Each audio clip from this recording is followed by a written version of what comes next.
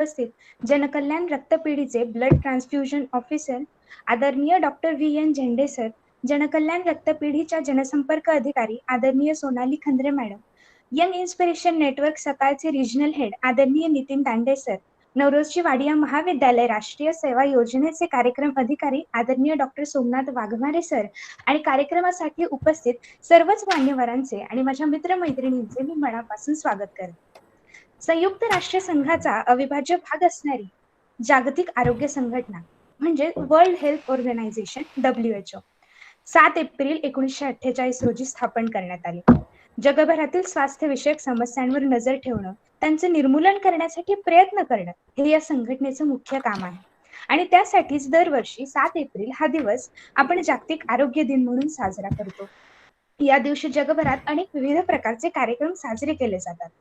आणि आपली भारतीय संस्कृती तर आपणाला सांगतेच की आरोग्यम धनसंपदा, आणि हे सर्वांच्या लक्षातही असेल आणि माहितीही असेल. पण एक गोष्ट जी आपल्याला माहिती आहे पण कदाचित आपण ती आज विसरलोय, आपल्या भारतीय संस्कृतीमधली एक शिकवण, ती म्हणजे आपल्या शत्रूला कवच कुंडल दान करणारा तो दानशूर करणं आणि त्याचा दानशूरपणा आपल्याला आज आठवण्याची गरज आहे असं मला वाटतं. अर्थात त्याच्या इतकं सर्वस्व देण्याची हिंमत आपल्यात नाही ना, तशी आज आवश्यकता आहे. पण आपल्या सर्वांना माहित असलेली बाहेरची परिस्थिती, विषाणूचा होणारा फैलाव, आपल्या सर्वांच्या मनात असलेली भीती आणि ते सर्व पाहता रक्तदान करायला घाबरणारे लोक आणि त्यांच्यात असणारे गैरसमज माणुसकीला मागे सारून आपल्या दानशूर संस्कृतीला विसरायला लावतायत असंच मला म्हणावं लागतं. आणि म्हणून आज जागतिक आरोग्य दिनाचे औचित्य साधून आपण रक्तदानाचे महत्व या विषयावरती वेबिनार आयोजित केला आहे. आणि त्याच कार्यक्रमासाठी आपण सर्वजण इथे जमलो आहोत. खरं तर कोणत्याही कार्यक्रमाची सुरुवात आपण दीप प्रज्वलन आणि प्रतिमापूजनाने करतो. त्यामागचा हेतू असतो की विधात्याचे आशीर्वाद घेऊन कार्यक्रमाची तेजोमय अशी सुरुवात व्हावी. अर्थात आजच्या परिस्थितीत ते शक्य नाहीये, परंतु तरी सर्वांच्या निरोगी आरोग्यासाठी प्रार्थना करून त्या ईश्वराकडे आपण विनंती करूया की सर्वांना निरोगी आरोग्य लाभो आणि या कार्यक्रमाची सुरुवात करूया. आणि मग कार्यक्रमाची सुरुवात करताना Srushti More, president of in Pune, minister of women and child welfare यांना मी विनंती करते की त्यांनी आपल्या या कार्यक्रमाचे प्रास्ताविक करावे.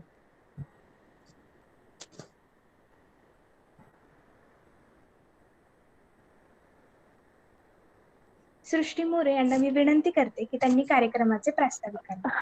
हॅलो, हा आवाज येतोय का? हो, आवाज येतोय. हो. हॅलो, हा. सृष्टी मोरे, यंग इन्स्पिरेटर नेटवर्कच्या तर्फे आजचा कार्यक्रम आयोजित करण्यात आला आहे. तसेच यंग इन्स्पिरेटर नेटवर्कचे कार्य संपूर्ण महाराष्ट्र राज्यात होताना आपण पाहत आहोत. हजारो तरुण यात सहभाग झाले आहेत व देशाचा विकास करत आहेत, तसेच आपले नेतृत्व कौशल्य विकसित करीत आहेत. आज जागतिक आरोग्य दिनाच्या निमित्ताने यिनतर्फे कोल्हापूर, औरंगाबाद, नाशिक, सातारा या ठिकाणी रक्तदान शिबिरे आयोजित करण्यात आली आहेत. तसेच वेगवेगळ्या तज्ज्ञ लोकांच्या व्याख्यानांचे आयोजन करण्यात आले आहे. पुणे शहरातही यिनचे कार्य मोठ्या प्रमाणावर चालते. आपण वेगवेगळ्या प्रकारचे कार्यक्रम घेत असतो आणि आजचे वेबिनार देखील याचाच एक भाग आहे. आजच्या तरुण पिढीला रक्तदानाचं महत्त्व कळावं व त्यांनी प्रेरित होऊन भविष्यात रक्तदान करावे या हेतूने आजचा आपण कार्यक्रम ठेवला आहे. आजच्या कार्यक्रमासाठी आपल्यासोबत उपस्थित वक्ते माननीय Shri doctor VN Zende sir व श्रीमती सोनाली खंदारे मॅम यांचं मी शाब्दिक पुष्पसुमनांनी स्वागत करते व त्यांनी आज आपल्याला रक्तदानाचे महत्त्व या विषयावर मार्गदर्शन करावे ही मी त्यांना विनंती करते. धन्यवाद. धन्यवाद. आपण सर्वजण ज्यांना ऐकण्यासाठी आलो आहोत अशा आपल्या प्रमुख पाहुण्यांचा परिचय करून देण्याची मी विनंती यश देवधर यांना करते. Payal, thank you so much. I welcome our honorable chief guest, Dr. VN Jende sir, who pursued degree in 1969 at Wanraj Hospital, Miraj. Also, from 1972 to 1978, he was working for Maharashtra government. For 1 year, he also serviced in JJ Hospital, Bombay. For 7 years, he also worked in private hospital in Srigonda. For 35 years, he jointly worked as an authorized doctor in State Bank of India, LIC of India, and RTO Ahmednagar. Lastly, from 2012 till now, he is working as blood transfusion officer at Janakalyan Raktapedi, Nagar. Thank you. Mike, over to Aya. धन्यवाद. यानंतर आता जास्त वेळ न घेता मी आपल्या कार्यक्रमासाठी उपस्थित झेंडे सर यांना विनंती करते की त्यांनी आम्हाला मार्गदर्शन करावे. नमस्कार. मी सोनाली खांद्रे, जनसंपर्क अधिकारी म्हणून जनकल्याण रक्तपेढी येथे कार्यरत आहे. झेंडे सरांकडे सूत्र देण्याआधी मी आज तुम्हाला सर्वांना जागतिक आरोग्य दिनाच्या शुभेच्छा देऊ इच्छिते. आणि एक माझी विनंती आहे सगळ्यांना की सरांचं हे जे आज स्पीच आपण ऑर्गनाईज केलेलं आहे त्याचा उद्देश असा की जागतिक आरोग्य दिनानिमित्ताने जागतिक स्तरावर जी काही आज आपण समस्या आपण सगळ्यांनाच ती भेडसावत आहे, जी कोविड-19 आपण असं त्यांना म्हणू, तर त्या निमित्ताने का होईना पण रक्तदान याचं महत्त्व आज आम्ही तुम्हाला इथे विशद करणार आहोत किंवा तुम्हाला सांगणार आहोत. तर मी झेंडे सरांना सांगेल की आपण सुरू करूयात आणि तुम्ही मार्गदर्शन करावं.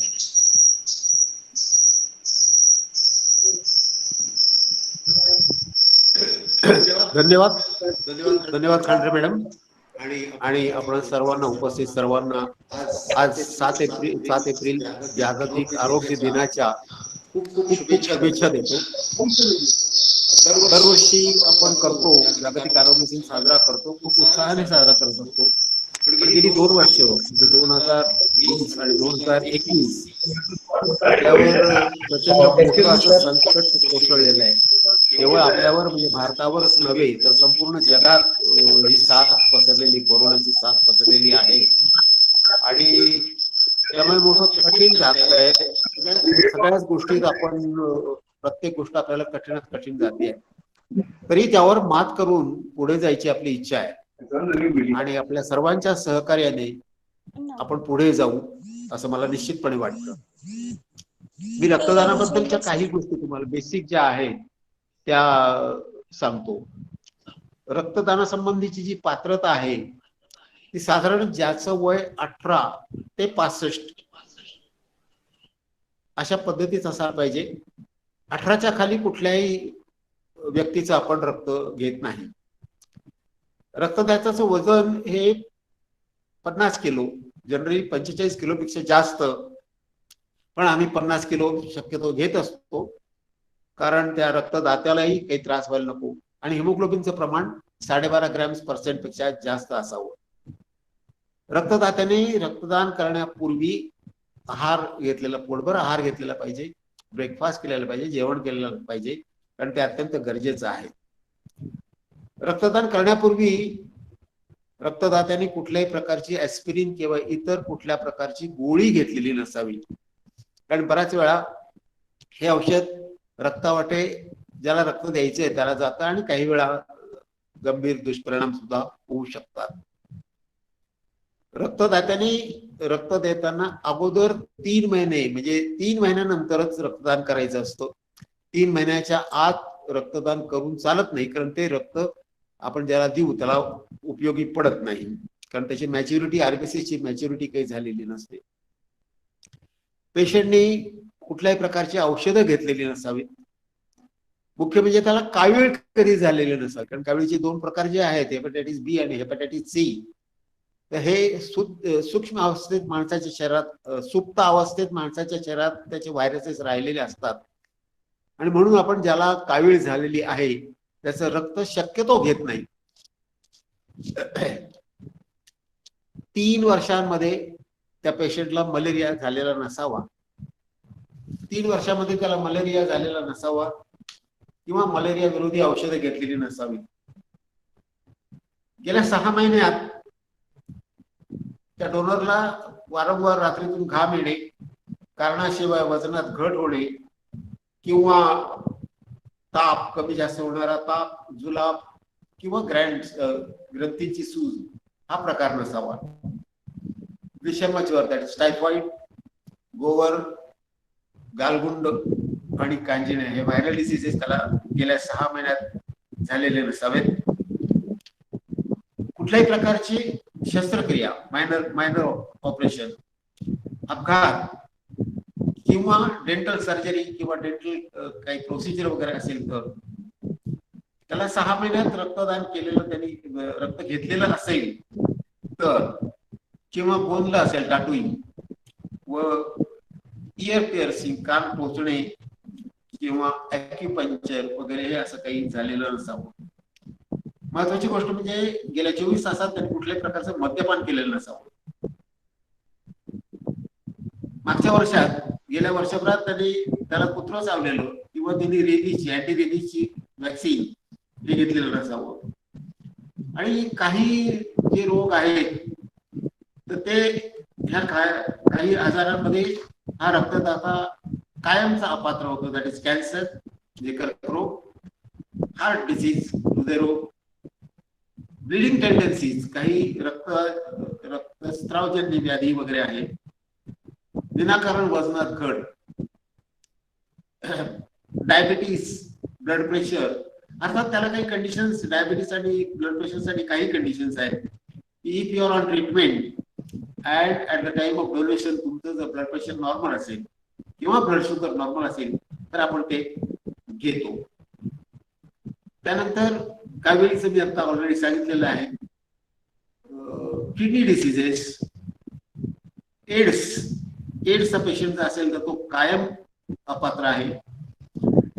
लिव्हर डिसीजेस, ट्युबरक्युलोसिस किंवा ब्लिडिंग टेंडन्सीज वगैरे असतील तर, ब्रॉन्कियल अस्थमा, दमा, फीट येणे, फिट्स, महारोग दॅट इज लेप्रसी किंवा मानसिक असंतुलन त्याचं जर असेल डोनरचं, सायकेट्रिक असा पेशंट असेल तर, किंवा एंडोक्रायनल क्रांती, एंडोक्रायनल काही असेल तर, रुमॅटिझम, संधिवात, ह्या काही गोष्टी अशा, काही आजार असे आहेत की हा रक्तदाता कायमचा रक्तदान करण्यास अपात्र ठरलेला असतो. बट काही वेळा तिथे तात्पुरतेपणे, temporary, temporary, that is typhoid, allergy, सर्दी पडसं, कॉमन कोल्ड वगैरे, म्युकस, अमिबियासिस आणि सांधेदुखी, इन्फ्लुएन्झा वगैरे. STD patients are also temporary डिकवर. काही कंडिशन्स महिलांच्या बाबतीत आहेत, फार महत्वाच्या आहेत त्या, की महिलांना त्यांची हिस्ट्री घेताना 1 वर्षापेक्षा लहान मूल नसावं, गेल्या 6 महिन्यात अबॉर्शन, गर्भपात केलेला नसावा, मासिक पाळी चालू होऊन किंवा सुरू होऊन 5 दिवसाच्या आत, म्हणजे 5 दिवस पूर्ण झालेले नसल्यास, बीपी कंट्रोल नसावा. या बाबी रक्तदान करण्यापूर्वी आम्ही स्वतः बघत असतो आणि या बाबी जर व्यवस्थित असतील, नॉर्मल असतील तरच आम्ही स्त्रियांना रक्तदान करायला प्रवृत्त करतो. पण अतिशय महत्वाची गोष्ट म्हणजे बऱ्याचशा स्त्रियांमध्ये हिमोग्लोबिनचं प्रमाणच भरत नाही, त्यामुळे लेडीज डोनर्स आमच्याकडे खूप कमी, आमच्याकडे म्हणजे सगळीकडेच खूप कमी प्रमाणात होतात. आता त्यानंतर आपण पुढच्या याच्यात जाऊ. एसडीपी डोनेशन, हे झालं ब्लड डोनेशनचं. That is SDP donation, SDP single donor platelet. काही आजारांमध्ये प्लेटलेटची अतिशय गरज वाटते, म्हणजे मध्यंतरी डेंग्यू वगैरेची साथ होती. आता डेंग्यूच्या साथीत वगैरे प्लेटलेट्स अतिशय महत्वाचं काम करत असतात आणि त्यावेळेस मग आमच्याकडे प्लेटलेटची मागणी बऱ्याच प्रमाणात असते. साधारण 1 एसडीपी दिल्यानंतर, म्हणजे 1 बॅग दिल्यानंतर पेशंटच्या प्लेटलेटचा काउंट हा लाखोनी वाढत असतो. प्लेटलेटचा काउंट लाखोनी वाढतो, म्हणजे 1 एसडीपी जर दिली तर. आता म्हणून आमच्याकडे एसडीपी डोनर सुद्धा बऱ्यापैकी यायचे. आता डेंग्यूची साथ गेलेली, आता डोनर्स कमी झालेले आहेत. आता सगळ्याच प्रकारचे डोनर्स खूप कमी झालेले आहेत. अतिशय दुर्दैवाची गोष्ट अशी आहे की आम्हाला आज गरज खूप आहे, डोनर्सची अतिशय गरज आहे, तरी पण आम्हाला डोनर्स, आम्ही रोज फोन करतो, पर्सनल गाठीभेटी, आमचे पब्लिक रिलेशन ऑफिसर्स रोज गाठीभेटी घेत आहेत, तरीही आज कोरोनाच्या सावटामुळे, कोरोनाच्या भीतीमुळे डोनर्सचं प्रमाण खूप कमी झालेलं आहे. आता ब्लड डोनेशन झाल्यानंतर आपण काय काय करत असतो, तर ब्लड डोनेशन झाल्यानंतर सर्वात महत्वाचं म्हणजे आपण हिमोग्लोबिनचं पर्सेंटेज तपासतो. कारण 12.5 ग्रॅम पर्सेंट पेक्षा जर हिमोग्लोबिन कमी असेल तर त्या रक्ताचा पेशंटला देऊन काहीही उपयोग होत नाही. म्हणजे सर्वप्रथम आपण हिमोग्लोबिन करत असतो आणि ब्लड ग्रुप करत असतो, आणि या दोन्ही टेस्ट वेगवेगळ्याच असतात, ब्लड ग्रुप आणि टेस्टिंगच्या बाबतीत. त्यानंतर हे जे रक्त आहे ते आपण सेपरेशन मध्ये करतो, म्हणजे सेपरेशन करणार. सेपरेशन मध्ये वेगवेगळे ब्लड ग्रुप आपण सेपरेट करत असतो.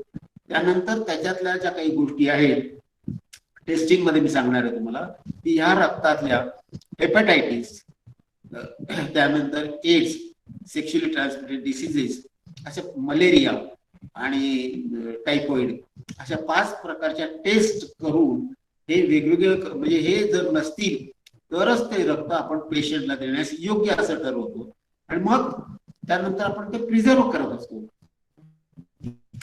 आता प्रिझर्वेशन जे आहे, रक्तातले 3 जे महत्वाचे घटक आहेत, आरबीसी म्हणजे cells, red blood cells, platelets आणि प्लाझ्मा, या प्रत्येकाला ठेवण्यासाठी, प्रिझर्व करण्यासाठी टेम्परेचरची वेगवेगळी अशी आवश्यकता आहे. आरबीसी जे आहे त्या 35 दिवसापर्यंत -2 to 8 डिग्रीजला आपण प्रिझर्व करू शकतो. प्लाझ्मा वर्षभर राहू शकतो, पण प्लाझ्मासाठी -30 to -80 अशा प्रकारचं आपल्याला ते प्रिझर्व करावं लागतं. ते डीप फ्रीज मध्ये ठेवावं लागतं आणि तो प्लाझ्मा वर्षभर टिकतो, वर्षभरात केव्हाही वापरता येतो. प्लेटलेट्स मात्र फक्त 5च दिवस टिकतात, त्यांचं पण सेपरेशन आपल्याला वेगळं करून त्या ठराविक तापमानात त्या ठेवावे लागतात. आता हा कोरोना आल्यानंतर हा अतिशय नवीन असा आजार आपल्याकडे आलेला आहे. आपण कोणालाही काहीही कल्पना नव्हती. आता मी इतकी वर्ष बघतोय, पण मला कधी जन्मात कोरोना वगैरे काही माहित नाही. हा अतिशय नवीन असा आजार आहे. आता तो काही म्हणतात व्हायरल आहे, कोणी म्हणतात बॅक्टेरियल आहे, आपल्याला कोणालाही काही माहित नाही. परंतु ह्याच्या ज्याला कोरोना झालेला आहे अशा पेशंटला, ज्याला कोरोना होऊन गेलेला आहे, ज्याला ऑलरेडी कोरोना इन्फेक्शन होऊन गेलेला आहे, त्याचा प्लाझ्मा हा लागत असतो. पण त्याच्या प्लाझ्मात अँटीबॉडीज तयार झालेले असतात, आणि या अँटीबॉडीज अतिशय महत्वाच्या आहेत. त्या अँटीबॉडीज त्या पेशंटला जर दिल्या तर त्याचा प्राण वाचू शकतो, त्याला मदत करू शकतात त्या. आणि म्हणून आता सध्या प्लाझ्मा डोनेशन पोस्ट कोविड म्हणजे कोरोना होऊन गेल्यानंतरचं जे डोनेशन आहे, प्लाझ्मा डोनेशन, त्याच्यासाठी आपण लोकांना बोलवत असतो. बऱ्यापैकी रिस्पॉन्स आहे आम्हाला, पण तरीही पाहिजे तसा रिस्पॉन्स आम्हाला मिळत नाहीये. कोविड साठी हा जो प्लाझ्मा डोनेशन आहे याला संजीवनी बुटी, म्हणजे अक्षरशः प्राण त्याला अर्पण करणं, संजीवनी सारखंच काम करता येईल. आणि म्हणून सध्या आम्ही प्लाझ्मा डोनेशन साठी, कोविड प्लाझ्मा, पोस्ट कोविड-19 प्लाझ्मा साठी खूप प्रयत्न करतोय. आता याच्यासाठी कोविड होऊन, म्हणजे कोरोना होऊन साधारण 24 ते 42 दिवस झालेले असावे. साधारण काय की एखाद्या पेशंटला कोरोना होऊन गेलेला आहे, तो महिन्याभरात त्या अँटीबॉडीज तयार होतात, 2 महिन्यात त्या अँटीबॉडीज तयार होतात. आता त्याच्यासाठी ज्याला कोरोना होऊन गेलेला आहे त्याचं आफ्टर 28 to 42 डेज असं आपण ते तयार करत असतो. आणि या ज्याच्या शरीरातून आपण या अँटीबॉडीज काढणार आहोत त्याच्या अँटीबॉडीचं प्रमाण कमीत कमी 640 पेक्षा जास्त असावं लागतं. आपण तो अँटीबॉडीचा काउंट घेत असतो. अँटीबॉडीचा काउंट घेतल्यानंतर ठराविक म्हणजे 640 पर्यंत असेल तर त्याच्यानंतर आपण त्या पेशंटचा पोस्ट कोविड, म्हणजे ज्याला कोरोना होऊन गेलेला आहे अशा पेशंटचा प्लाझ्मा आपण घेत असतो. त्यानंतरचा विषय असा आहे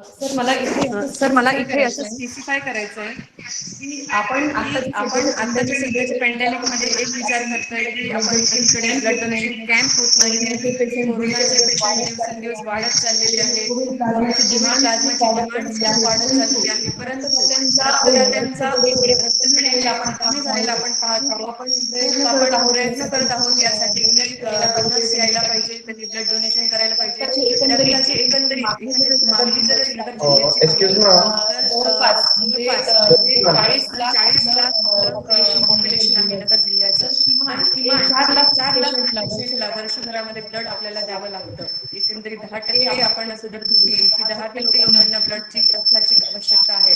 तर मागणीच्या अगेन्स्ट म्हणजे जी मागणी आहे आपली त्या 60% रक्त पुरवठा हा आपण नगर जिल्ह्यातनं आपण त्यांना करू शकत होतो, परंतु आज मितीला तोही आपण करू शकत नाहीये. म्हणजे 40% लोकांना रक्त याही व्यवस्थित मिळत नव्हतं आणि आत्ताच्या कोरोनाच्या परिस्थितीमध्ये आपण तीही मागणी आपण पूर्ण करू शकत नाहीये.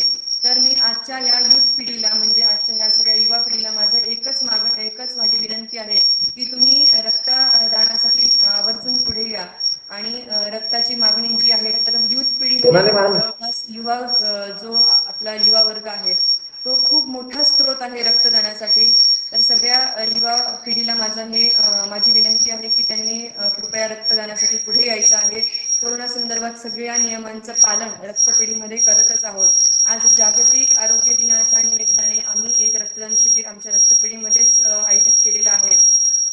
तर मला सांगायला थोडंसं आश्चर्य वाटेल की त्या संयोजकांनी जवळपास महिन्याभरापासून ते तयारी करत आहेत आजच्या शिबिराची आणि त्यांच्या या आवाहनाला खूप मोजक्या तरुणांनी प्रतिसाद दिला आहे. तर हे कुठेही अपेक्षित नाहीये. आजची जी आपली तरुण पिढी आहे त्यांना सगळ्यांना माझी विनंती आहे की त्यांनी कृपया पुढे यायचं आहे ब्लड डोनेशनसाठी. आणि कोरोना होऊन गेलेले जे पेशंट आहेत म्हणजे पोस्ट कोविड म्हणजे कोविड बरा झालेले जे काही लोक आहेत त्यांनीही आपण त्या सिच्युएशन मधनं आपण त्या पॅन्डेमिक मधनं आपण बाहेर पडलेलो आहोत. तर ती काय एक स्थिती असते ती आपण अनुभवलेली असते. थोडक्यात मला म्हणायचं असं की आपण अनुभव घेतलेला आहे. कोविड झाल्यानंतर आपण त्याचा अनुभव घेऊन बाहेर आलेलो आहोत. जर आज आपण पूर्णपणे बरे झालेलो आहोत तर कृपया त्या पेशंटसाठी जे आज त्या सिच्युएशन मध्ये आहेत त्यांना आपण मदत करायची आहे. त्यांच्यासाठी कोविड प्लाझ्माचं डोनेशन करायचं आहे. आज कोविड प्लाझ्मा म्हणजे जसं सरांनी सांगितलं संजीवनी बुटीचं ते काम करत आहेत. खूप धोक्याच्या पातळीवरून पेशंट बाहेर येत आहेत. तर कृपया त्यांनाही माझी विनंती आहे की त्यांनीही कोविड प्लाझ्माचं डोनेशन करावं. एकंदरीत आपण असं म्हणूयात की रक्तदानाचं किती महत्व आहे. या कोरोना पिरियडमध्ये सुद्धा जर तुम्ही डोनेट करत असाल तर त्या पेशंटसाठी सुद्धा त्याचा खूप मोठा उपयोग होणार आहे. आणि वन वे आपण आज हे जे कम्युनिकेशन ठेवलेलं आहे हे फक्त वन वे कम्युनिकेशन नाहीये, हे 1 to 1 म्हणजे मलाही काही प्रश्न असतील रक्तदानासंदर्भात किंवा अजून काही तुमच्या क्वेरीज असतील तर तुम्ही प्लीज विचारा. आपण त्याच्यासाठी काय होतं की फक्त आम्ही वन साईड बोलतोय. तुम्हाला कितपत कळालंय किंवा तुमच्या काही शंका असतील तर तुम्ही प्लीज ऐका. ह्याच्यातनं आपला काय म्हणतात त्याला काही डाऊट्स असतील तर ते क्लिअर होत जातील. So please you can ask any questions you please ask.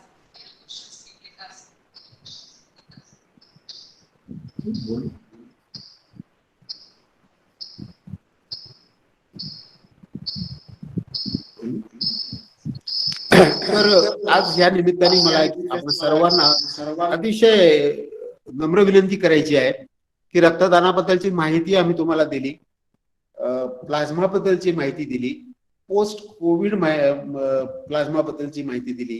अतिशय महत्वाची गोष्ट अशी आहे की अतिशय गरज आहे आज रक्ताची आणि आम्हाला रक्त मिळू शकत नाही.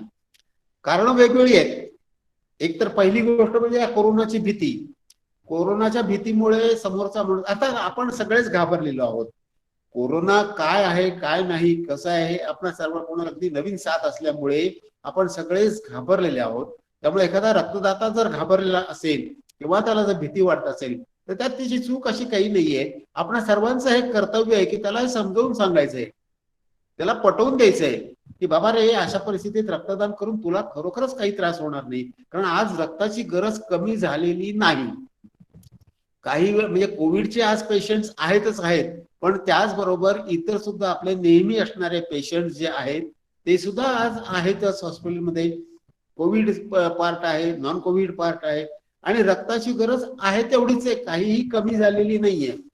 आता रक्ताची एवढी जर गरज भागवायची असेल तर आपल्याला रक्तदान करणं अत्यंत आवश्यक आहे.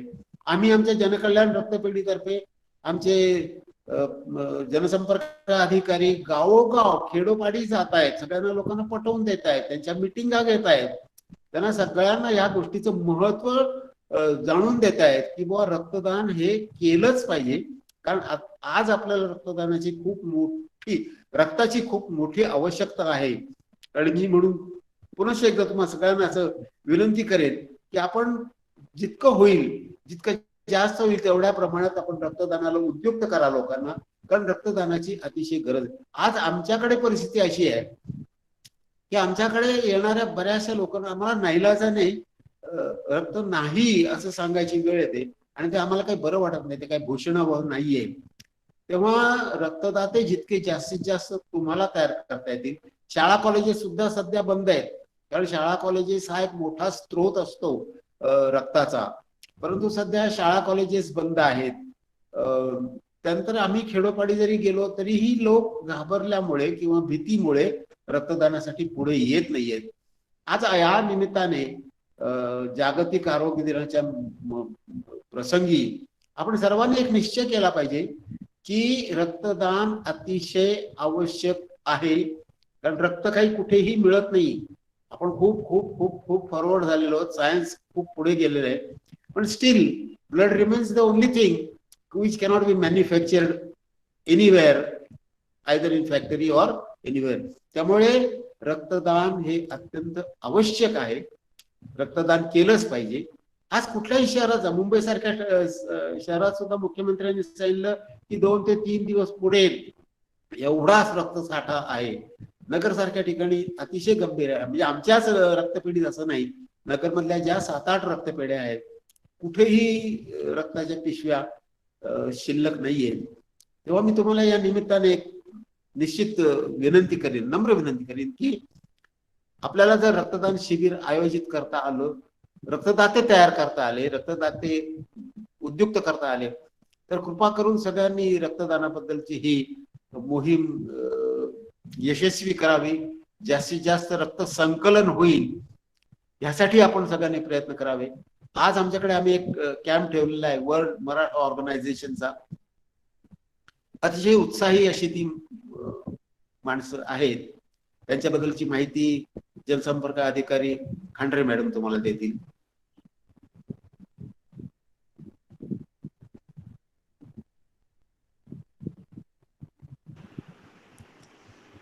हॅलो.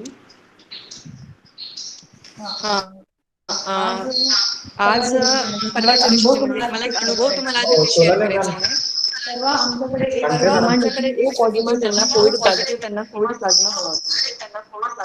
तर झालं असं की त्यांना डोनर्स मिळत नव्हते. मी एक व्हॉट्सअपला एक पोस्ट केली की असा ओ पॉझिटिव्हचा कोविड प्लाझ्मा आपल्याला त्याची गरज आहे म्हणून.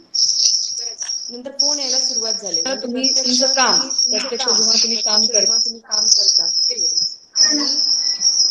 प्रत्यक्ष जेव्हा तुम्ही काम करतात आणि जेव्हा तुम्हाला एखाद्या व्यक्तीला खरंच मदत करायची आहे तर ते याच्यामध्ये दोन्ही याच्यात फरक आहे. होतं काय की तुम्हाला फोन यायला सुरू झाले की ओ पॉझिटिव्हचा कोविड प्लाझ्मा आहे का, तर ज्याला कोविड झालेला होता म्हणजे मुळात जो ओ पॉझिटिव्हचा ज्याला ओ पॉझिटिव्ह म्हणजे ज्याला ओ पॉझिटिव्हचा होता आणि त्याला कोविड होऊन गेलेला होता, तर तो स्वतः डोनेट करू शकत होता, परंतु तो काय करत होता की बाकीचे काही डोनर्स मिळतात का याच्यासाठी त्याचा प्रयत्न चालला होता की बाकी कोणी अजून डोनेट करू शकतो. त्याला माहित होतं वैयक्तिक तो ब्लड डोनेट करू शकतोय, त्याला कोविड होऊन तो बरा झालेला आहे, महिना झालेला आहे.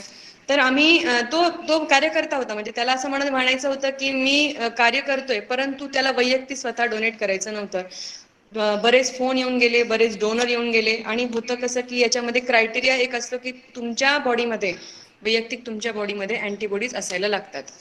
तर प्रत्येकाचं अँटीबॉडीज टेस्ट करणं, त्याच्यानंतर त्याचं CBC काउंट करणं, याच्यामध्ये दिवसभर आमचा तो वेळ गेला. कारण त्या अँटीबॉडीज टेस्टिंगला पण वेळ लागतो, तेवढा वेळ द्यावा लागतो. ही सगळी प्रोसिजर आम्ही केली.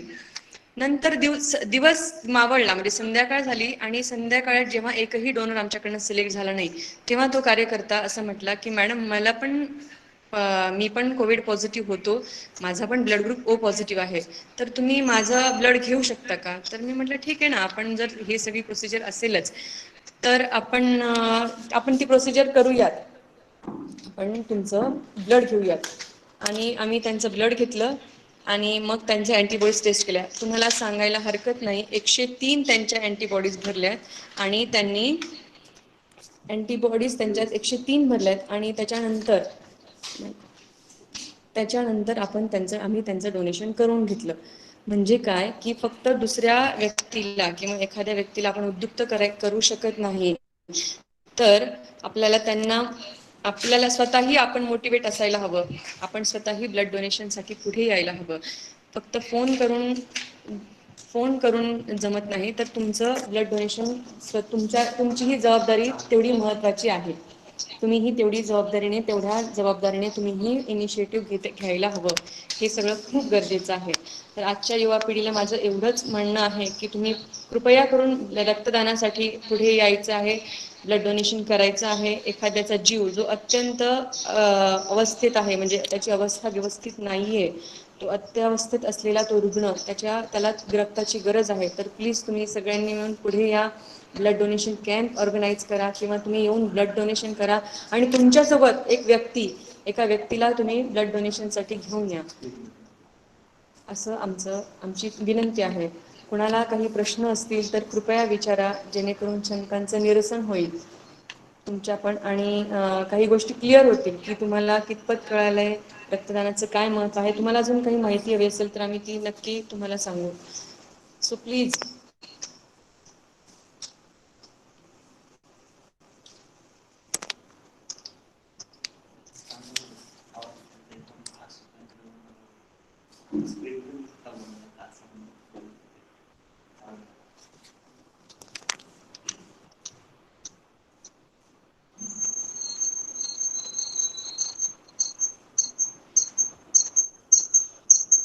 कोणाला काही डोनेशन बाबतीत किंवा कुठल्या बाकी क्वेरीज असतील तर मॅडम आणि सर आहेत, त्यांना तुम्ही विचारू शकता.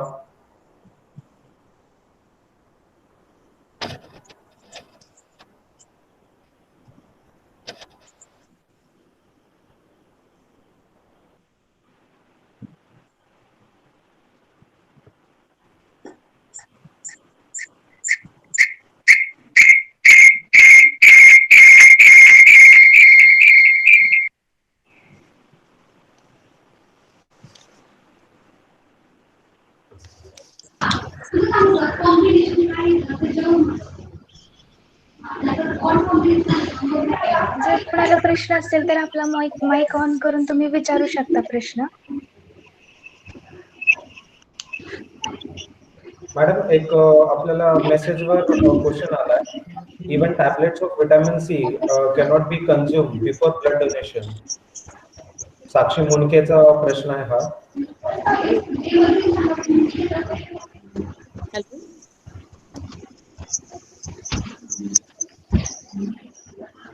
हॅलो. हा, हॅलो मॅम. हा, आपल्या बोला. टेक्स्ट मध्ये एक क्वेश्चन आलेला आहे साक्षी मुंडके यांचा, की even tablets of vitamin C cannot be consume before blood donation.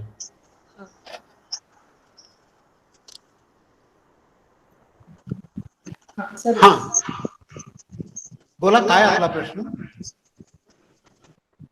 Sir, प्रश्न विटॅमिन आपल्याला, सी हा, vitamin C cannot be consume before blood donation, त्याचे टॅबलेट्स. ब्लड डोनेशनसाठी विटॅमिन C बोलू, असा काही कुठे नियम नाही आहे, कारण विटॅमिन C काही तसं कुठल्याही प्रकारे रक्तदात्याला किंवा ज्याला ते रक्त द्यायचं आहे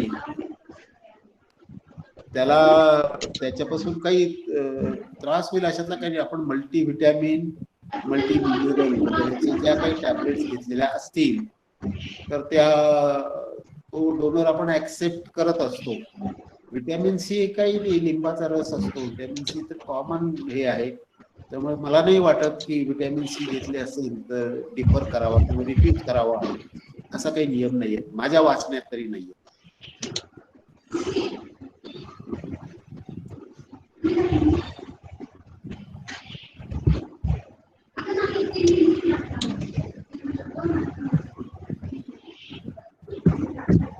बोला.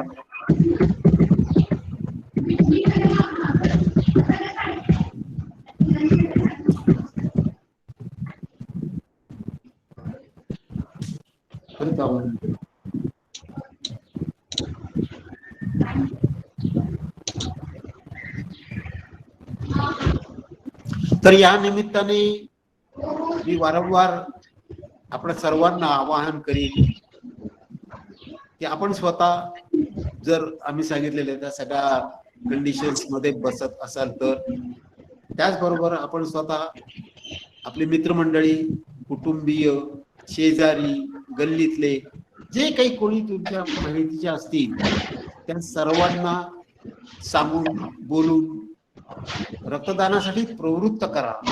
ही अतिशय कळकळीची विनंती मला या निमित्ताने, या जागतिक आरोग्य दिनाच्या निमित्ताने करतो. मी इतकी विनंती कळकळीने करतो याचं कारणच असं आहे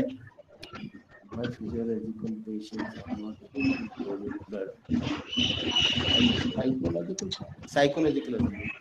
हा आताचा एक प्रश्न असा आहे की why psychological patients are not able to donate blood. Of course they are able to donate, ते देतात, परंतु त्यांची काही वेळा ट्रीटमेंट चालू असते बऱ्याच वेळा. आणि हे रक्त ज्यावेळेस आपण एखाद्या पेशंटला देतो तर त्यावेळेस त्या पेशंटवर विपरीत परिणाम होण्याची शक्यता असते. आणि म्हणून बऱ्याच वेळा आपण खूप वेळा म्हणजे नेहमीच सायकोलॉजिकल जर पेशंट असेल, मानसिक दृष्ट्या ज्याचं असंतुलन आहे, मानसिक संतुलन बिघडलेलं आहे, अशा पेशंटचा आपण डिफर करतो, घेत नाही.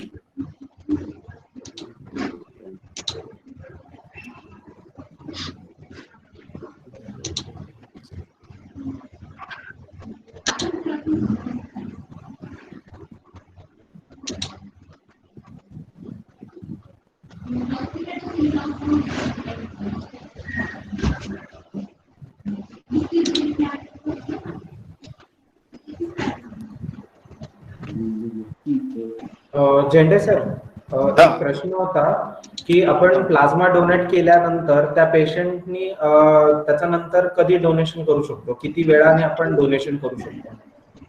प्लाझ्मा डोनेट केल्यानंतर हा काय आहे की म्हणजे पोस्ट कोविड प्लाझ्मा बद्दल तुम्ही म्हणताय का सिंगल डोनर प्लेटलेट बद्दल, काय या नेहमीच्या प्लाझ्मा बद्दल बोलताय? नाही, पोस्ट कोविड आपला प्लाझ्मा जो आता रिक्वायरमेंट आहे, आताची गरज आहे की एकदा आपण डोनेट केल्यानंतर किती महिन्याने आपण ते डोनेट करू शकतो, त्याला मधला जो स्पॅन किती आहे?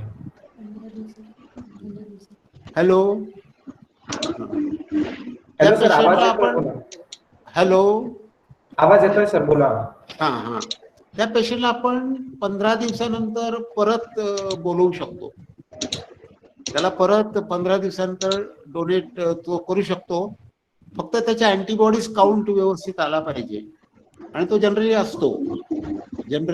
त्यामुळे आपण 15 दिवसानंतर त्या माणसाला किंवा ती व्यक्ती परत प्लाझ्मा डोनेट करू शकते. Okay, thank you sir.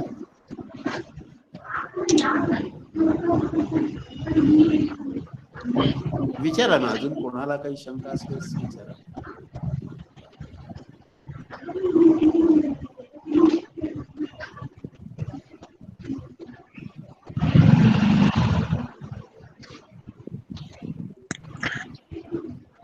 अजून कोणाला जर शंका असेल तर त्यांनी विचारा.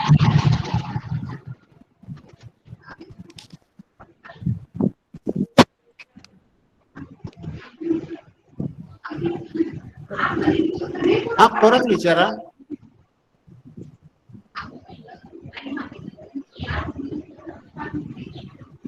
हॅलो, आपण परत विचारू शकता. हॅलो सोहेलजी बोला.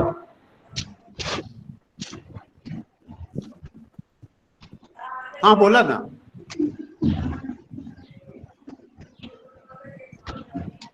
सर माझा एक प्रश्न होता. सर आपण जसं प्लेटलेट अदर ग्रुपचा देऊ शकतो, तसं आपण प्लाझ्मा जर एखाद्या पेशंटला रिक्वायरमेंट असेल तर अदर ग्रुपचा प्लाझ्मा देऊ शकतो का आपण? नाही, जनरली आपण त्या ग्रुपचाच प्लाझ्मा टेस्ट करायचा असो, अदर ग्रुपचा प्लाझ्मा चालत नाही. नाही म्हणजे कोणत्याच पेशंटला नाही ना? नाही, त्या ग्रुपच्याच, जो सेम त्याचा ग्रुपचा. ग्रुप असेल त्या ग्रुपला, इतर याला नाही चालू शकत.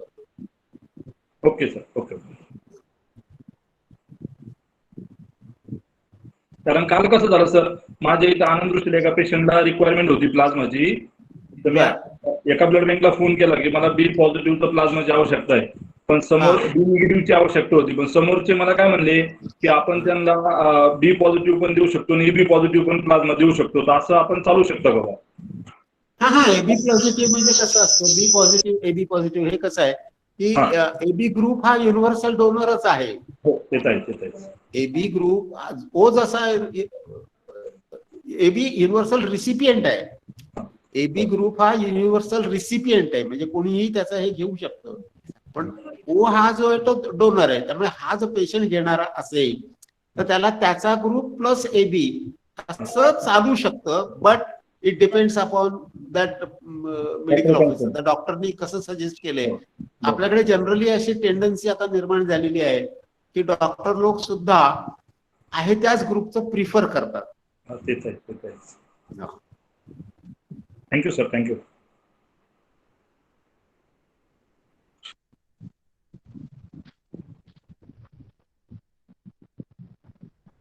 सर अजून एक कोणाला प्रश्न काही होता. असलं तर अगदी निसंकोचपणे विचारा.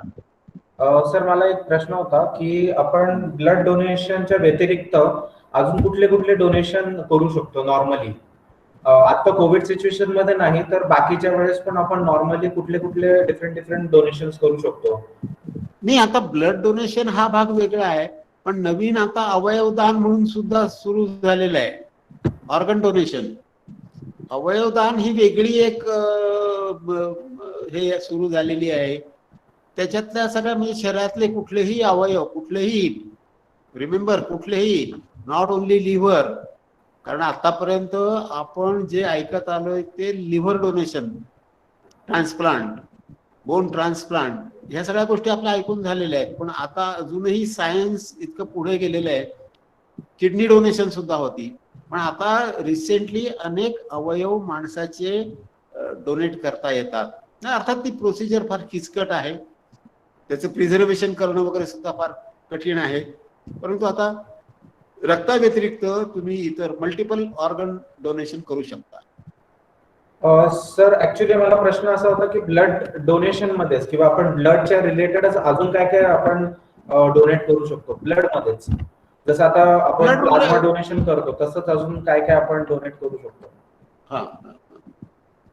हा सर, प्लाझ्मा डोनेशन जे आहे तुमचं हे कोविड प्लाझ्मा, म्हणजे यापूर्वी आपण प्लाझ्मा डोनेशनसाठी वेगळं काही शिबिर वगैरे किंवा वेगळं डोनेशन आपण करत नव्हतो, परंतु आत्ताच्या घडीला प्लाझ्मा अफेरेसिस हा जो काही नवीन आपण देत आहोत, तर यामध्ये प्लाझ्मा फक्त आपण कोविड पेशंटचाच प्लाझ्मा आपण कोविड झालेल्या डोनर पेशंटला आपण कोविड डोनरचा देत असतो. आणि त्याच्या व्यतिरिक्त एसडीपी डोनेशन असतं, म्हणजे मगाशी जसं सरांनी स्पेसिफाय केलं, एसडीपी सिंगल डोनर प्लेटलेट, जेव्हा मोठ्या प्रमाणात डेंग्यू वगैरे जेव्हा त्याची रिक्वायरमेंट असते, प्लेटलेटचा काउंट कमी झालेला असतो, तेव्हा प्लेटलेट डोनेशन हे खूप उपयोगाचं असतं. पेशंटचा जो प्लेटलेटचा काउंट असतो तो लाखोनी किंवा हजारोनी कमी झालेला असतो, परंतु एका तुमच्या एसडीपीने तो काउंट लाखोने वाढतो आणि पेशंट धोक्याच्या पातळीवरून लवकर बरा होतो. तर ते एक एसडीपी डोनेशन असतं. जसं नॉर्मल डोनेशन तुम्ही करतात त्याला साधारण 5 ते 10 मिनिटे लागतात, परंतु एसडीपी डोनेशन याला जवळपास 45 ते अर्धा तास त्याच्यासाठी लागत असतो एसडीपी डोनेशनसाठी. आणि तसंच हे प्लाझ्मा अफेरेसिस ज्यालाही तेवढाच वेळ लागत असतो. दोनच क्रायटेरिया त्याच्यामध्ये असतो की त्याच्या जसा एसडीपी मध्ये प्लेटलेटचा काउंट व्यवस्थित असायला पाहिजे पेशंट डोनरचा, तसाच प्लाझ्मा डोनेशनसाठी अँटीबॉडीज त्याचा काउंट व्यवस्थित असायला लागतो. Okay, thank you ma'am. हे 3 प्रकारचे डोनेशन, एक नॉर्मल डोनेशन, प्लाझ्मा डोनेशन आणि एसडीपी डोनेशन. Okay, thank you.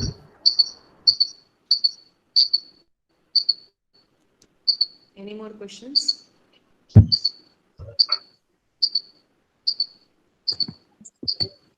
अजून कोणाला प्रश्न असेल तर त्यांनी विचारा.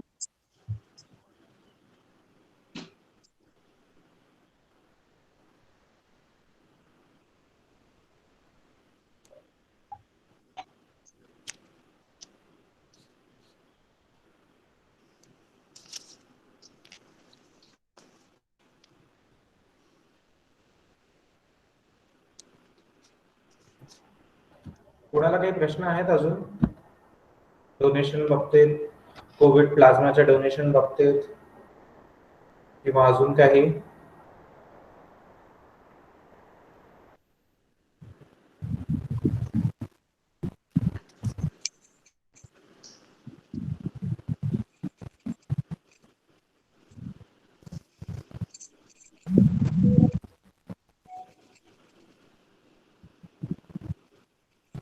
हॅलो सर, ॲक्च्युली माझा प्रश्न होता. हॅलो, हा बोला बोला, कंटिन्यू. ॲक्च्युली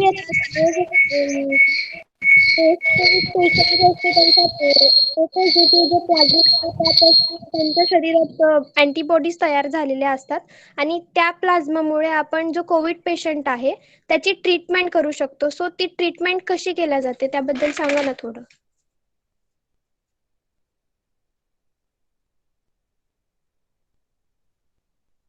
सर तुमचा माईक म्यूट आहे.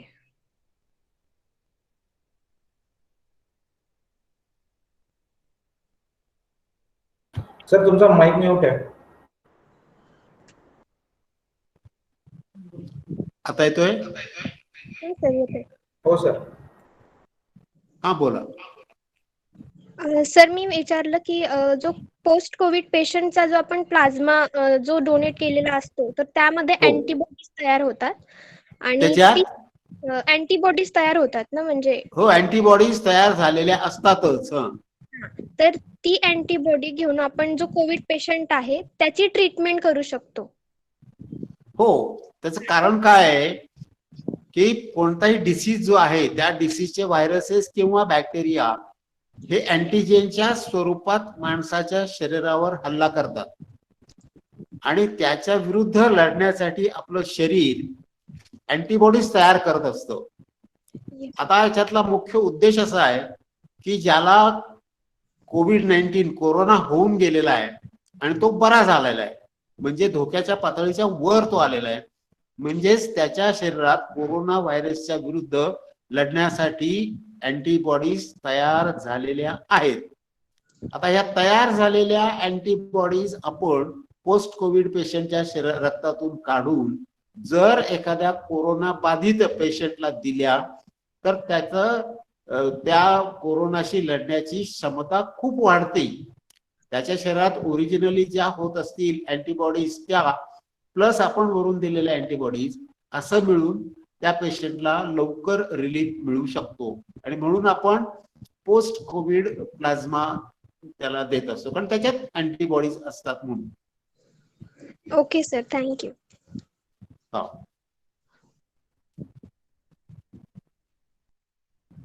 अजून कोणाला काही शंका असल्यास जरूर विचारा. आमच्या परीने आम्ही निश्चितच उत्तर देऊ, कारण हा सगळा प्रकार डॉक्टर्सना आणि सगळ्या जनतेला, सगळ्या जगालाच नवीन आहे. त्यामुळे जसं जसं त्याच्यातून हे निघतंय तसं तसं आपण त्याचा अभ्यास करतोय. काही वेळा काल सांगितलेलं चुकीचं होतं, आज सांगितलेलं उद्या कदाचित चुकीचं होईल, तेव्हा काही सांगता येत नाही, कारण हा सगळं नवीन प्रकार आहे. पण आतापर्यंतची जी माहिती आपल्याला मिळालेली आहे ती माहिती जास्तीत जास्त तुमच्यापर्यंत पोहोचवावी हा त्याच्यातला उद्देश आहे. आणि त्याही पेक्षा आज 7 एप्रिलला जागतिक आरोग्य दिनाच्या निमित्ताने मी सगळ्यांतर्फे आपल्या सर्वांना अशी नम्र विनंती करीन की जास्तीत जास्त रक्तदाते आपण तयार करा. आम्हाला रक्ताची नितांत आवश्यकता आहे. We are in very bad need of blood today. So we request you very humbly, please give us donors, please give us donors.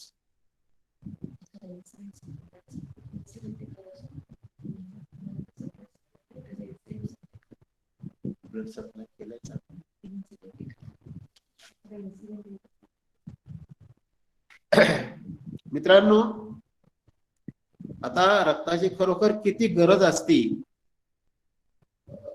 हा प्रसंग आल्याशिवाय कोणालाही कळत नाही. हा प्रसंग ज्याच्यावर येईल, कारण परमेश्वराने आपल्याला सगळ्यांना तसं त्या मनाने खूप सुखात ठेवलेलं आहे.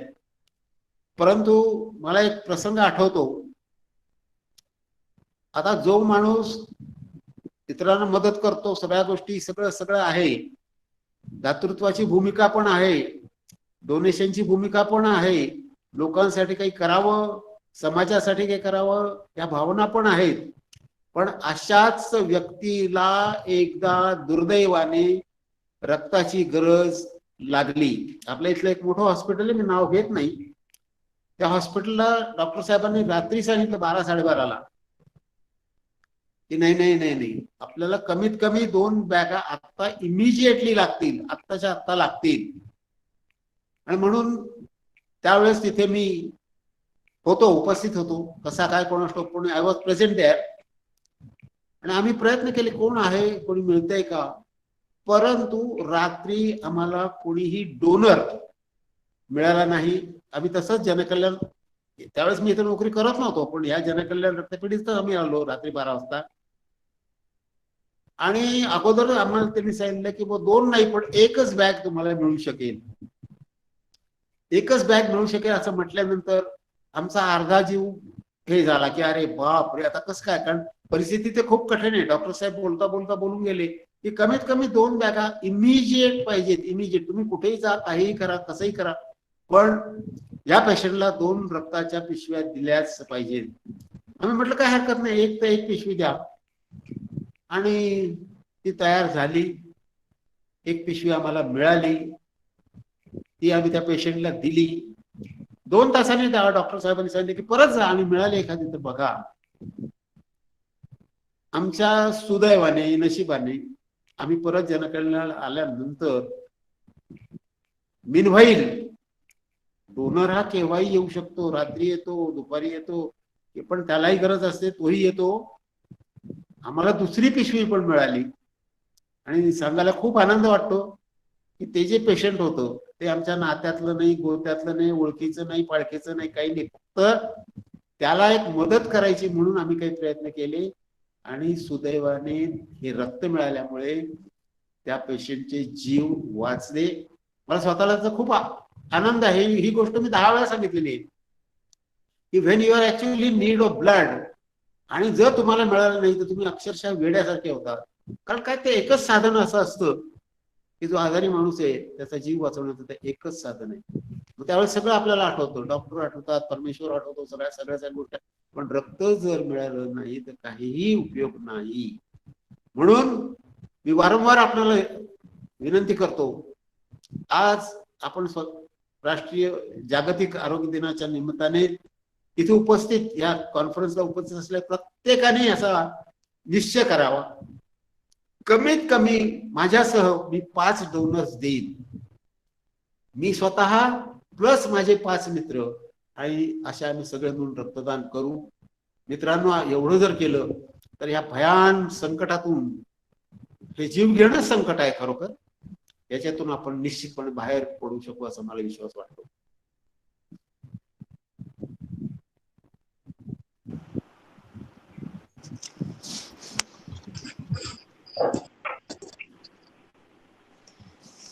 आत्ता सरांनी सांगितल्यानंतर मलाही एक असा माझा एक अनुभव आठवला की मी एकदा संपर्क म्हणजे रक्तदान शिबिरासाठी जो संपर्क आम्ही करत असतो त्या संपर्कासाठी मी एका कॉलेजमध्ये एका प्रोफेसरला भेटायला गेले होते, म्हणजे एका प्राध्यापकांना मी भेटायला गेले.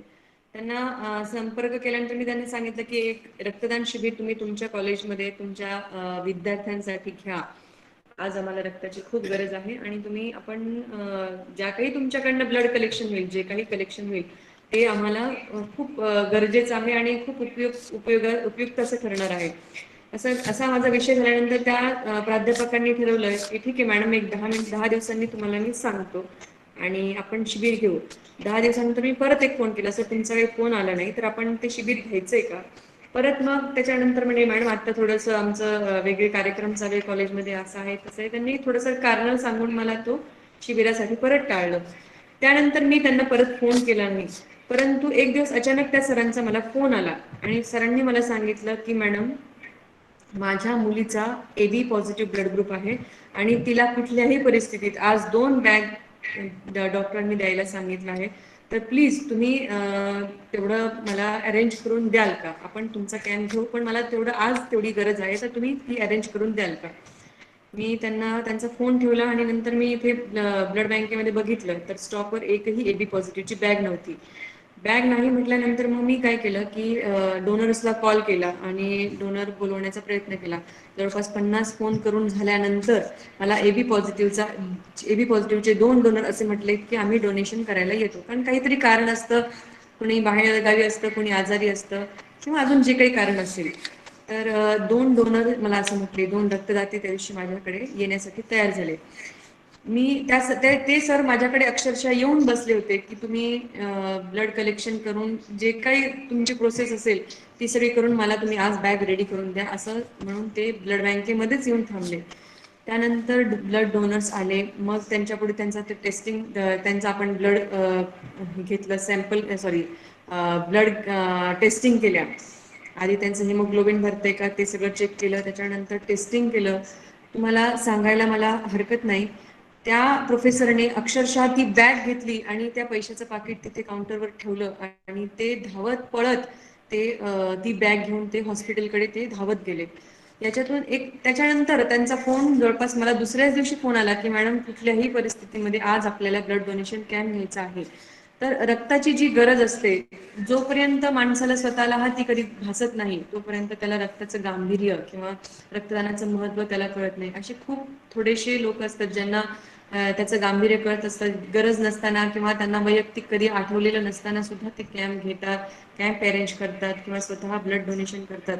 परंतु तो एक अनुभव मी असा घेतला होता. त्या दिवशी त्यांना कळालं की रक्तदानाचं किती महत्त्व आहे आणि ते कसं कधी कोणाला त्याची गरज लागते. त्यानंतर आतापर्यंत ते सर आवर्जून त्यांच्या कॉलेजमध्ये वर्षातून 2 शिबिरं घेतात आणि 2 शिबिरांमध्ये 50 ते 55 बॅगांचं कलेक्शन ते आजपर्यंत मला करून देतात. तर हा एक खूप मोठा अनुभव माझ्यासाठी रक्तपेढीकडनं होता की रक्तपेढीमध्ये होता की जेव्हा त्यांना वैयक्तिक गरज लागली आणि त्यांनी येऊन ते ब्लड स्वतः नेऊन घेतलं, पाहिलं की ब्लड कसं घ्यावं लागतं. फक्त ब्लड कलेक्शन करणं आणि ते ब्लड अवेलेबल करणं एवढंच नसतं, तर त्याच्यावर वेगवेगळ्या प्रकारच्या चाचण्या असतात. त्या एका ठराविक तापमानाला आपण स्टोअर करत असतो. ह्या सगळ्या बऱ्याच गोष्टी त्याच्यामधून त्या प्रोसेसमधून ते रक्त जात असतं. तर माझी ही अशी विनंती तुम्हा सर्व युवा पिढीला आहे की प्लीज सगळ्यांनी पुढे यायचं आहे आणि रक्तदान करायचं आहे. मी सरांनाही सांगेल की त्यांनीही थोडंसं मार्गदर्शन करावं.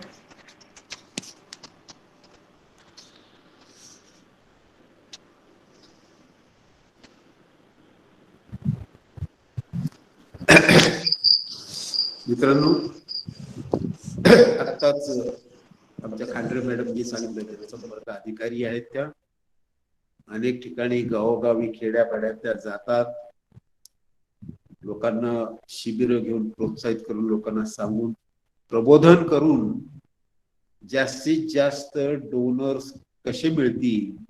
पण बाकीचा जो भाग आहे, ब्लड एकदा कलेक्ट करून आणल्यानंतर त्याचं सेपरेशन, टेस्टिंग, प्रिझर्वेशन आणि इश्यू, या सगळ्या गोष्टी आम्ही टेक्निशियनच्या हातात आहे. परंतु रक्त मिळवणं हे अतिशय अतिशय अतिशय अतिशय कठीण गोष्ट आहे. म्हणजे त्या काळात तर होतीच, पण आता या कोरोनाच्या पिरियड मध्ये तर ते खूपच कठीण बनलेलं आहे. आणि जबरदस्तीने आपण कोणाचंही रक्त घेत नाही. It's a voluntary process. तुम्ही स्वेच्छेने रक्तदान करा.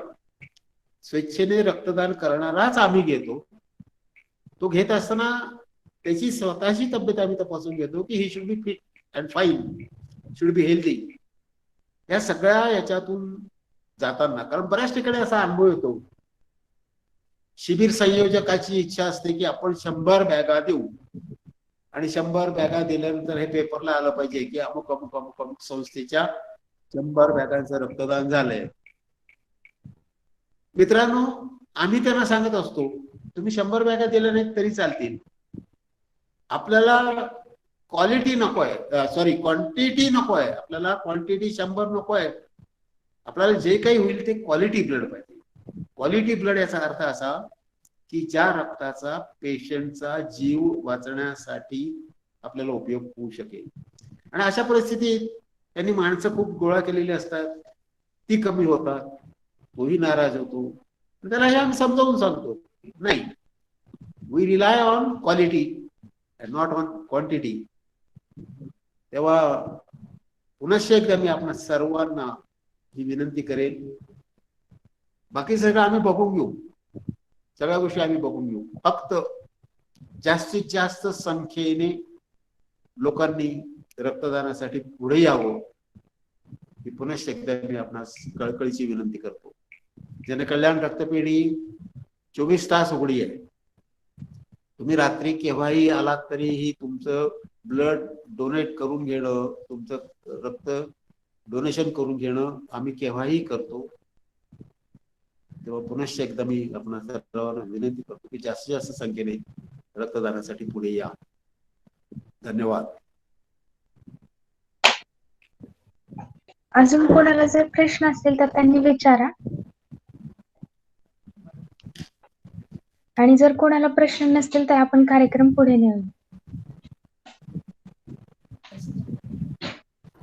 जर कोणाला प्रश्न असतील तर कृपया आपण विचारा, कारण सर आपल्याला इतकी विनंती करतात, आपल्याला इतकी छान प्रकारे माहिती देतात, तर आपल्या मनात कोणतीही शंका राहू नये, आपण रक्तदान करावं असं त्यांचा उद्देश आहे. आणि जर कोणाला इच्छा असेल परंतु एखादी शंका मनात राहिल्यामुळे तुम्ही रक्तदान करत नसाल तर कृपया करून ते प्रश्न इथे निसंकोचपणे विचारा, कारण खरंच आता या काळामध्ये रक्तदानाची खूप गरज आहे.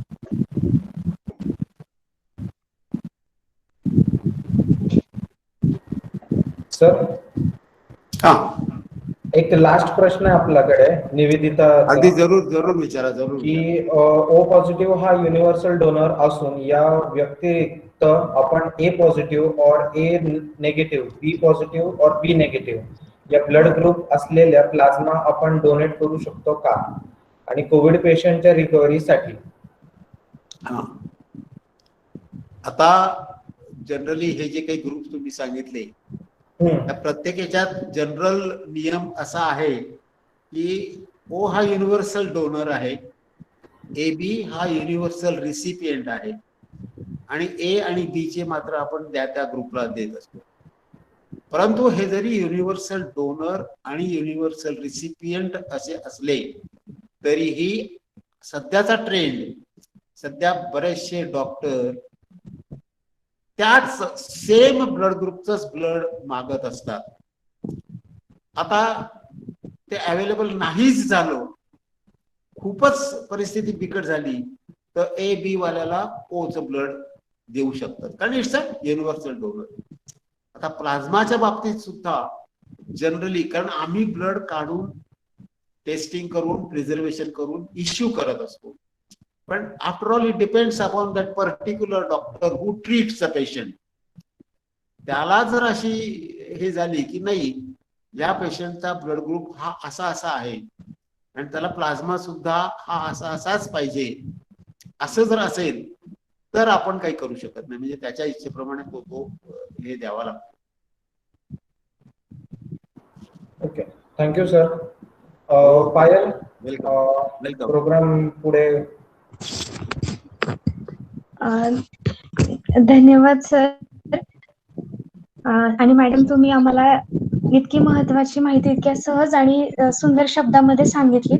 आणि आताच्या काळामध्ये असणारी रक्ताची गरज असेल किंवा त्या संबंधित असणारे लोकांचे गैरसमज असतील, या सर्व विषयी तुम्ही खूप छान प्रकारे आम्हाला माहिती दिलीत. आणि माणसं आणि माणसाची माणसासारखं वागणं ही काळाची गरज आहे असं मला वाटतं. कारण आता आपल्याला सरांनी किंवा मॅडमनी जी माहिती सांगितली, अर्थात ते त्यांच्या स्वार्थासाठी सांगत नाहीये, तर समाजासाठी सांगतात. आणि मग ते तिथे काम करताना सर्व करण्यासाठी तयार आहेत. अगदी सर जसं म्हटले की आम्ही पुढचं सगळं बघून घेतो, तुम्ही फक्त रक्तदाते घेऊन या. म्हणजे त्यांची समाजासाठी कार्य करण्याची ओढ पाहिल्यावरती कुठेतरी आपल्याला विचार करायला होतं की खरंच आपण या देशासाठी किती कार्य करतोय, किंवा आपण या देशाचे नागरिक म्हणून किंवा एक माणूस म्हणून कुठे कमी पडतोय का, असा विचार एका क्षणाला मनात येतो. आणि सगळ्यांना सरांनी जशी विनंती केली, मॅडमनी जसं आपल्याला सांगितलं, त्याप्रमाणे अगदी विनंती करते की सर्वांनी शक्य असेल तर तितक्या प्रमाणात रक्तदान करा, इतरांना सांगा. आणि कोणी गैरसमज मनात बाळगून कोणीही रक्तदान करण्यापासून थांबू नका. सरांनी सांगितलेल्या गोष्टी स्वतः अंमलात आणा आणि इतरांनाही सांगा. कारण आता रक्तदानाची खरंच खूप गरज आहे. कोविड-19 मुळे लोक घाबरतात बाहेर जायला किंवा रक्तदान करायला. आपल्याला तर इन्फेक्शन होणार नाही ना, अशा बऱ्याच प्रकारचे त्यांच्या मनात प्रश्न आहेत. आणि सरांनी या सगळ्याच शंकांचं निरसन केलंय. आणि मी त्यांचे खरंच मनापासून खूप आभार मानते की तुम्ही आम्हाला इतक्या छान प्रकारे माहिती दिली. आणि खांद्रे मॅडम यांचेही मी मनापासून आभार मानते की तुम्ही आम्हाला खूप छान प्रकारे मार्गदर्शन केलं. आणि अर्थात कार्यक्रमाचा सर्वात शेवटचा आणि महत्वाचा भाग म्हणजे आभार प्रदर्शन. मी नवरोजची वाडिया महाविद्यालयाचे राष्ट्रीय सेवा योजनेचे कार्यक्रम अधिकारी डॉक्टर सोमनाथ वाघमारे सर यांना विनंती करते की त्यांनी कार्यक्रमाचं आभार प्रदर्शन करावं. धन्यवाद पायल. आज वर्ल्ड हेल्थ डे, जागतिक आरोग्य दिन, एकंदरीत सध्याची परिस्थिती, पाठीमागील वर्षभरापासून आपण पाहत असलेली परिस्थिती, पूर्ण भारतच नाही तर पूर्ण जग ह्यात अक्षरशः थांबून गेले, कारण फक्त एका व्हायरसमुळे. सध्या आपण पाहतो आहे की लॉकडाऊन हा टेम्पररी पर्याय आहे, परंतु याच्यावरती देखील वेगवेगळ्या विभागामध्ये किंवा वेगवेगळे सायंटिस्ट, वॅक्सिन मॅन्युफॅक्चरिंग कंपनीज त्याच्यावरती काम करत आहेत. आणि आपल्याकडे सध्या 1-2-3 वॅक्सिन्स हे सध्या अवेलेबल आहे. त्याचबरोबर हे कोरोना व्हायरस हे जरी चालू असेल, तर त्याचबरोबर इतर जे आजार आहेत किंवा इतर जे रोग आहेत किंवा इतर आजारचे जे पेशंट्स आहेत तेही तेवढेच महत्वाचे आहेत. आणि मी पाहिल काही पेशंट्सचे जे ऑपरेशन्स असतात किंवा प्री प्लॅनेड असतात किंवा काही ऑपरेशन्स पुढे ढकलले जातात. पाठीमागच्या 1 वर्षभरापासून बरेचसे ऑपरेशन असे पुढे ढकलले आलेले आहेत, कारण त्यातलं एक महत्वाचं रिझन म्हणजे त्यांना ऑपरेशनसाठी अवेलेबल जे ब्लड लागतं ते ब्लड अवेलेबल नाहीये. मित्रांनो, आपल्याला माहित असेल की अगदी मागच्या महिन्यामध्ये डिसेंबर 2020 मध्ये देखील अशीच राज्य शासनाच्या जेवढ्या काही रक्तपेढ्या त्याच्यामध्ये जो रक्तसाठा आहे तो अक्षरशः संपून गेला होता. त्यावेळेस देखील आपल्याला माहिती असेल की राज्य शासन असेल किंवा संबंधित ब्लड बँक्स असतील, हॉस्पिटल्स असतील, त्यांनीही आपल्याला किंवा सर्वांना रक्तदात्यांना अशी विनंती केली होती की तुम्ही रक्तदान करावं. मी यावेळेस इथं जरूर आठवण करून देऊ इच्छितो की डिसेंबरमध्ये आपल्या नवरोजी वाडिया महाविद्यालयाच्या NSS युनिट मार्फत आपण जवळपास रिस्ट्रिक्शन्स असताना देखील जवळपास आपण 33 युनिट हे ब्लड आपण अवेलेबल करून दिलेलं होतं ब्लड बँकेसाठी. आणि ज्या हॉस्पिटलसाठी आपण उपलब्ध करून दिलं त्यांचा अभिप्राय असा होता की ह्या ब्लडचा खरंच त्यांना किती महत्वाचा उपयोग झालेला होता.